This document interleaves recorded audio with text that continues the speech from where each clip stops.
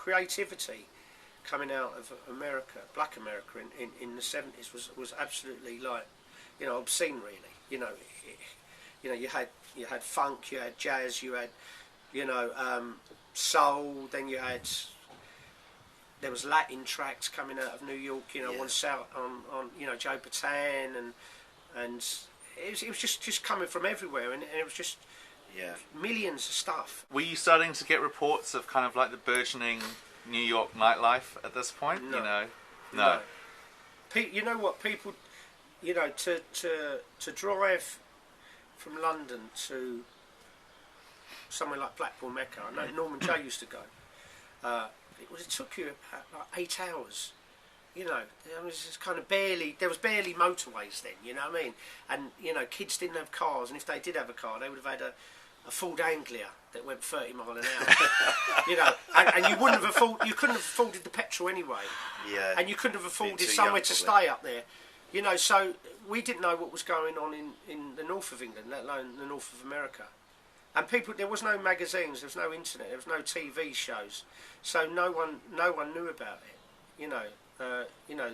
That's just going to be incomprehensible to a 25-year-old now. No, it is that totally kind of dislocation. You know, it's totally incomprehensible. To be honest with you, with all like the technology and everything. To be honest with you, you know, we come from West London, and we went into the West End from West London and travelled around clubs, kind of. You know, places like, as I say, the 100 Club was really good on a Saturday afternoon. Ronnie Scott's on a Sunday night. Then you had Global Village, which later became Heaven, on a Saturday. You'd have 2,000 kids in there. But we had no idea what was going on in East London. And people would, you know, I remember people travelling to the Lacy Lady in Ilford. And it was like they'd gone to the moon. You went to Lacy? What was it like? Yeah, it was all right, you know. And people would say, yeah, they're wearing the same clothes as us. Really? Yeah, and he played that record. He played the same records over there. What do they dance like? And you go, yeah, no, it's the same thing. And people are going, how long did that take you? And it's like, you know, from kind of Slough to Ilford, it's like, you know, now it would take you 2 hours. You know, then it would 4 hours, and I mean, and it would end at 1. So and it would start at 9.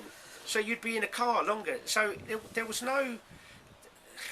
People just didn't even know what was going on the other side of London, and the idea of travelling to somewhere like Shoreditch to go out would be. It was just like these places were like hellholes. You know, there was BMP strongholds and but even to the fact that, you know, I can remember, you know, just you went to Petticoat Lane. A lot of people went to Petticoat Lane because you could buy like sort of, you know, good jeans there cheaply. So you'd get off the train and you just go off of any of them streets like Commercial Street or anything, and it was derelict, and there was people. I mean, you know, people so poor, people just selling like bits of, like, you know, a jumper on the floor, or you know, or bits of cutlery, old women, and it was tramps everywhere. I mean, you know, people like destitute.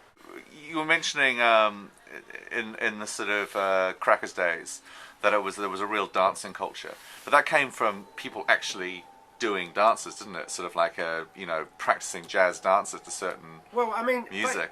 Basically, I mean, I'm actually writing a book at the moment on the history of London clubbing, called Before Jack Had a Groove.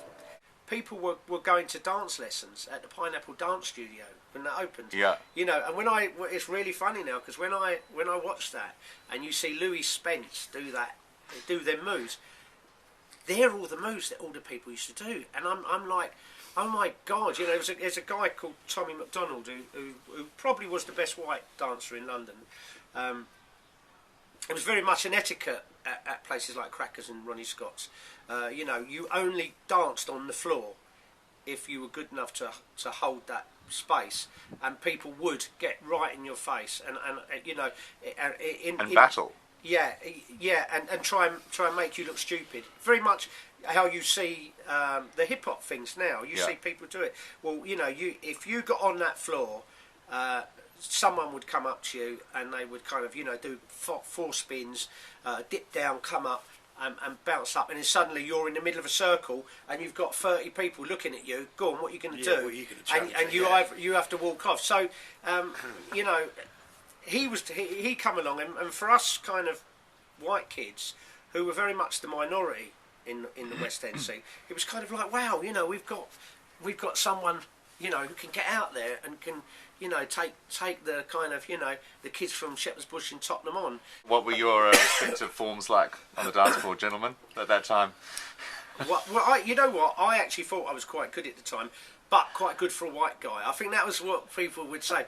Yeah, that little crew, because we lived in Slough, and there was a guy called Gary Aisman who was a very good white dancer as well.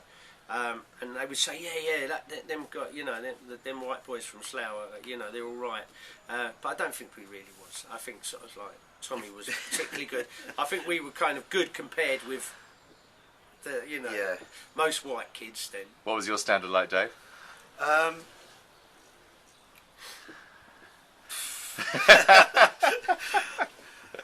Not so sure about the dancing. I mean, I would probably watch more than.